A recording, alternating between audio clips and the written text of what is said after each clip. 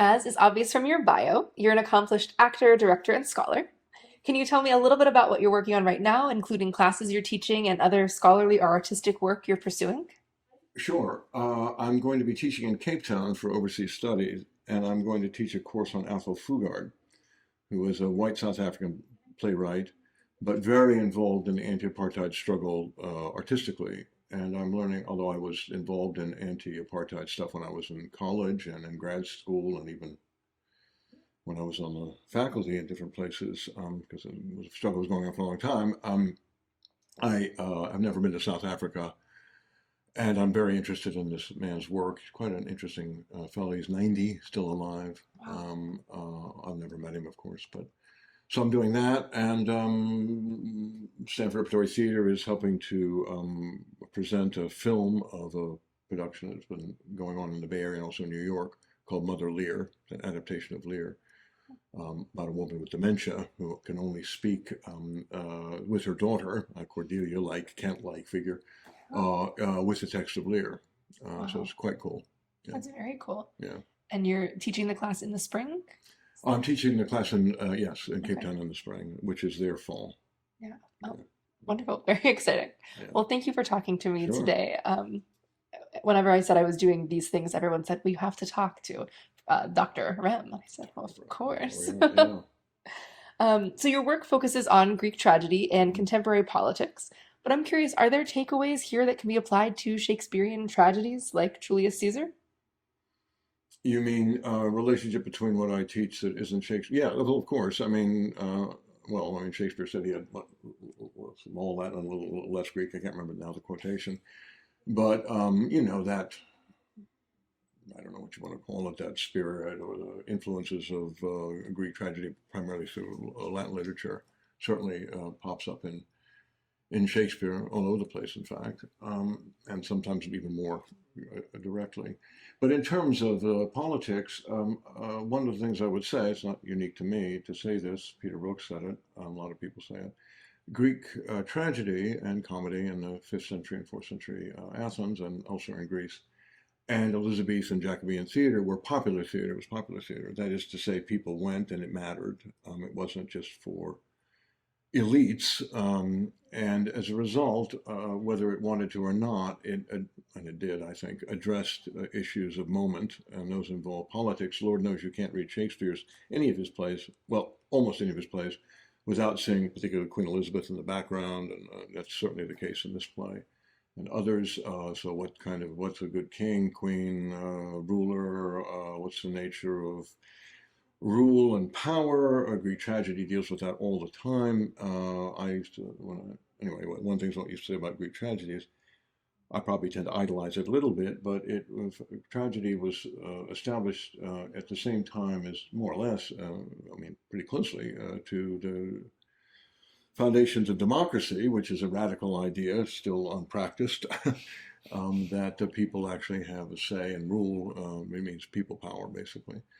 So certainly Greek tragedy is loaded with issues of citizenship in the sense of political activity, not perhaps in the sense of being a subject of a state or something like that, or a citizen of a country, but of a political community. What does Aristotle say? Human beings are political animals. That is to say, they are creatures of the polis, of the community. So there's that in Greek tragedy, and I don't think you have to push too hard to see how that applies to Shakespeare and Julius Caesar. Yeah. As you know, the college program is deeply involved in the collaboration of Julius Caesar, Mhm. of the production that's happening. And I'm wondering if the focus for them is citizenship. And so that's Mhm. something the cast has been talking about a lot. The individual ideas, but also what citizenship looks like in the play. And I'm wondering what your idea of citizenship is here, and how you see it manifest in this text. Yeah, well, I mean, I'm not a Roman. I mean, I do the Right. Greek stuff. I'm not really know so much about Roman society a bit, but certainly Roman citizenship, for example, in the ancient world, was a very important thing because if you extended Roman citizenship, as the Romans increasingly did with the empire, as a form of control, but also incorporation. So becoming a Roman citizen mattered because then you could be you could have you could be available you could be available to Roman law, and Roman law could protect you. So being a citizenship legally mattered, right?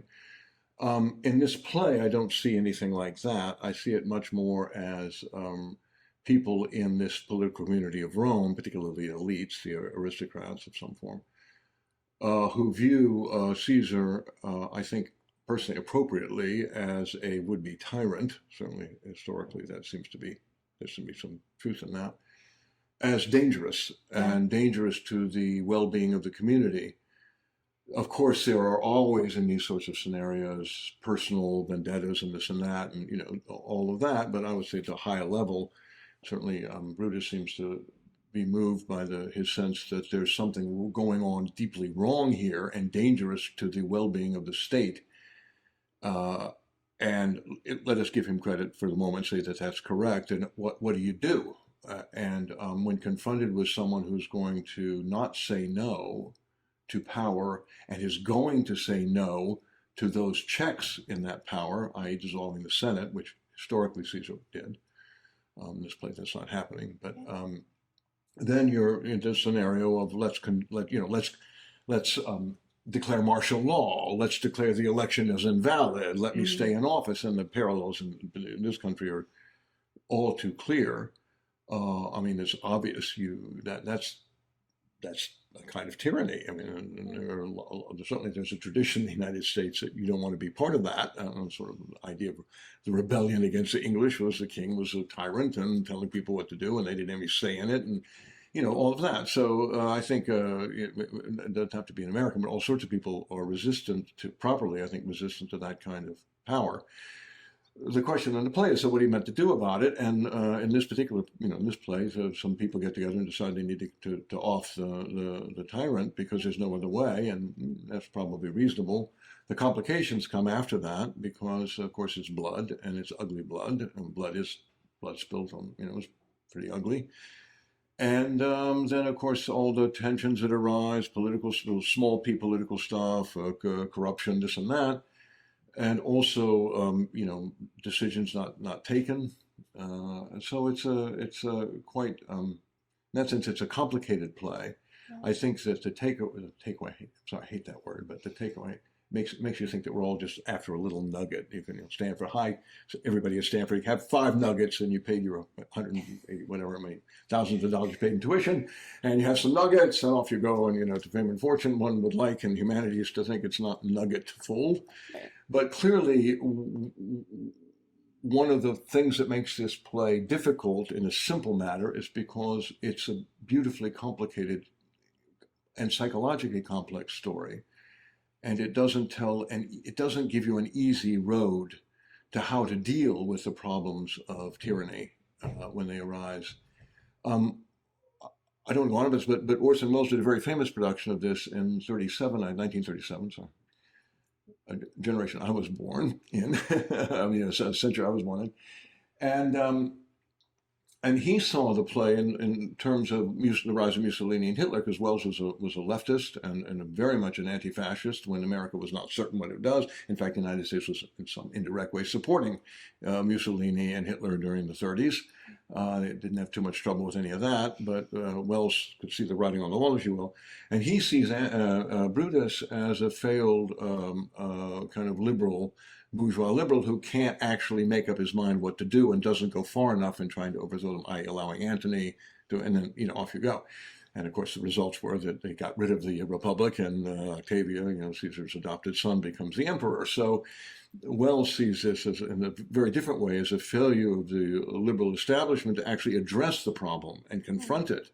And there is some truth in that in terms of the way people responded to Trump, I think, is everybody thought, well, maybe it'll all go away, and maybe it did, but then you had this insurrection and all this stuff, and of course you have people at the Hoover saying Trump was the greatest president since, George Washington or something like that. So, I mean, there are complications here in how you want to read the play. I'm really interested in how you all handle it and do it, but I would say that in terms of the lessons of citizenship, it's a complicated story, because you, like Greek tragedy, you act in a way that, for these people that kill Caesar, makes sense, even though it's unpleasant. Nobody is dying to do it. Maybe a couple of them are, but Brutus certainly isn't oh, yippee, I get to kill somebody. And it doesn't seem to be like that at all.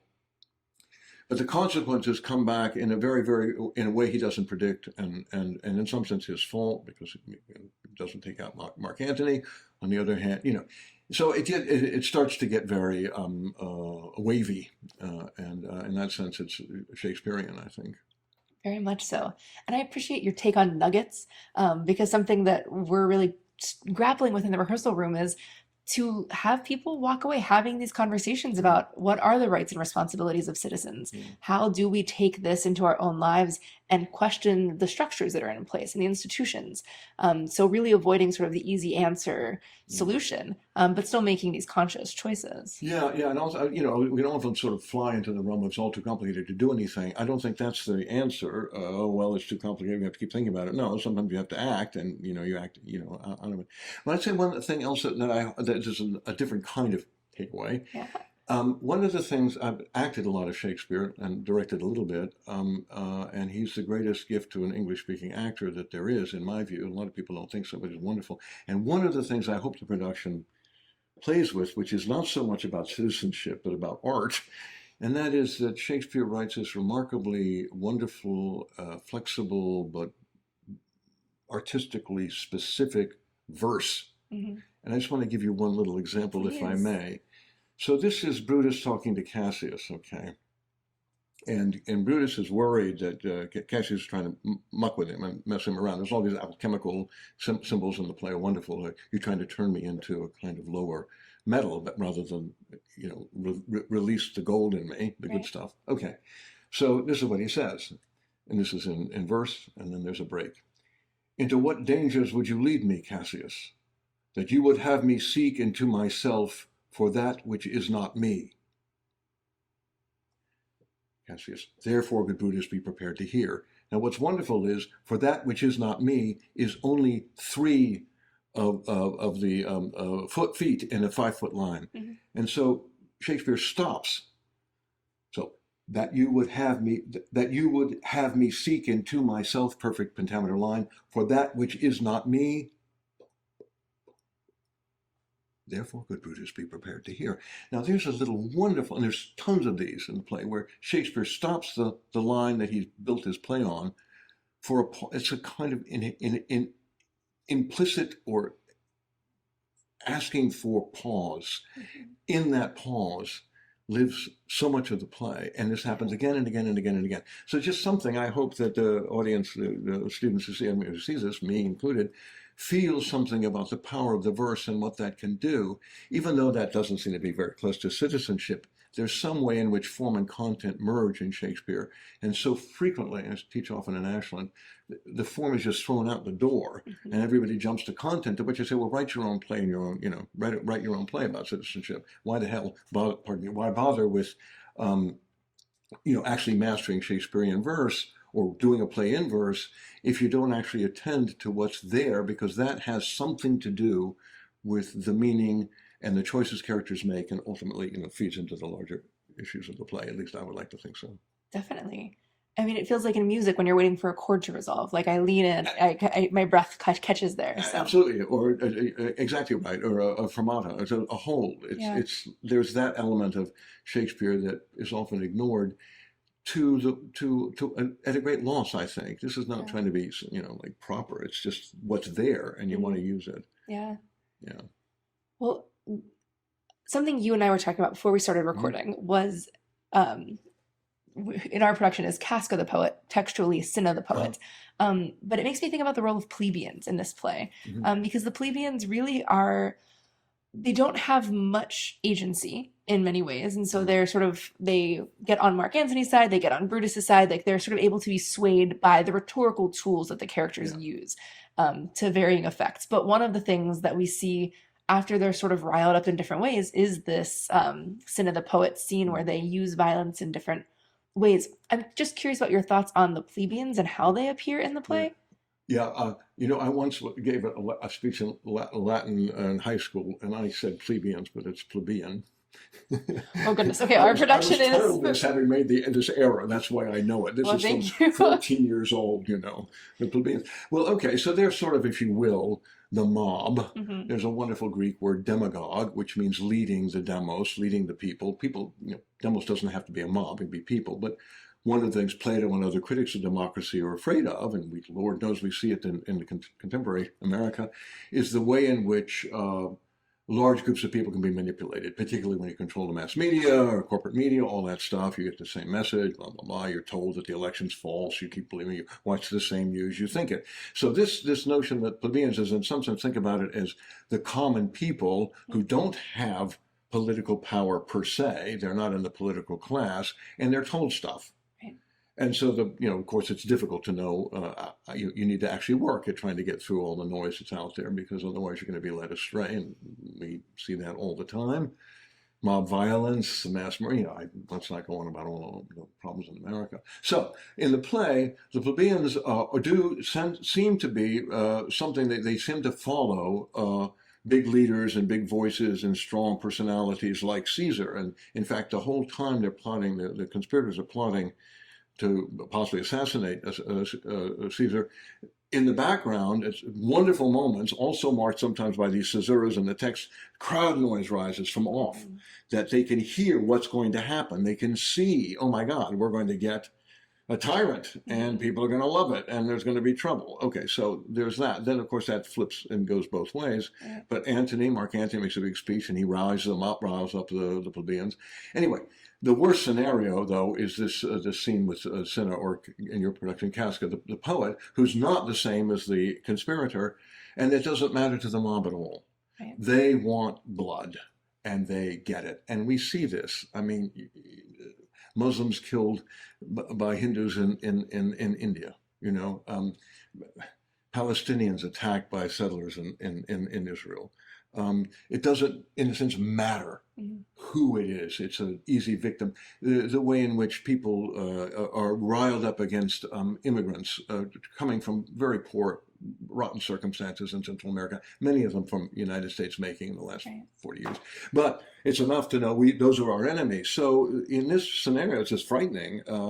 You realize, the plebeians have agency, all right, but it's often manipulated, and so they need to be resistant to that manipulation, but they're not. Right. And it's really, and Shakespeare is not afraid of ugliness, and it's probably one of the ugliest scenes in Shakespeare, I would say, actually. It doesn't even have the salvation, if you will, of an individual doing something. It's become something that is lost. It's mob violence. Right. And that's, well, and certainly for citizenship, that's even perhaps scarier than individual violence. Right.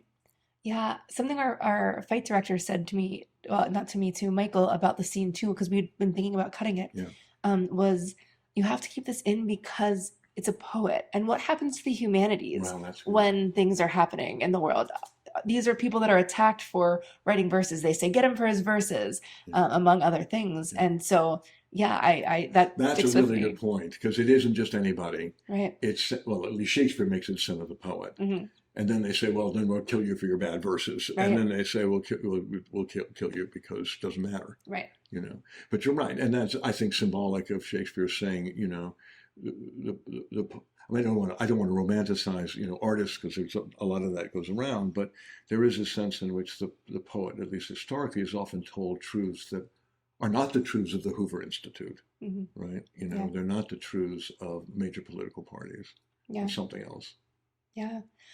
We are close to the end of our time, but I know you have another book with you, and I wasn't sure if you wanted to. You brought props. You're such a good I brought this, performance person. A book about Orson Welles, and I just was going to read, but I already said it. That his view of Brutus is quite clear. That he and this is, I think, worth repeating as a possible way to think about the play. How do responsible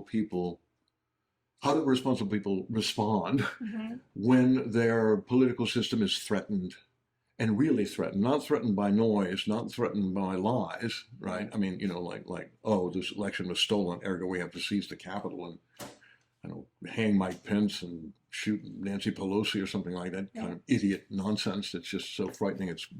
But what do they do, in fact, on the other side Hmm. when they're actually confronted with someone who really takes power? Hmm. And how do they respond? And, most of the United States said, well, just wait, hang on, it'll all be okay. But historically, we saw what happened when people just assumed that the institutions would function no matter what, and the institutions were destroyed. Hmm. I'm thinking of the rise of Hitler and the way he Yeah. dissolved Parliament and or dissolved the Reichstag and so forth and so on.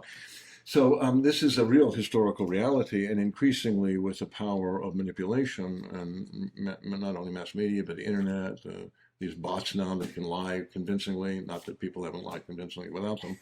Right. Makes it spooky. I have to say, spooky times, a spooky play for spooky times. How about Yeah. that? There. How about that for citizenship? I suppose that's quite fitting. Um, well, thank you very much. This has been a wonderful conversation. Good. Always great to be in dialogue with you about any art, but Great. especially this one. Well, thank you. Thank you. Thanks. Good.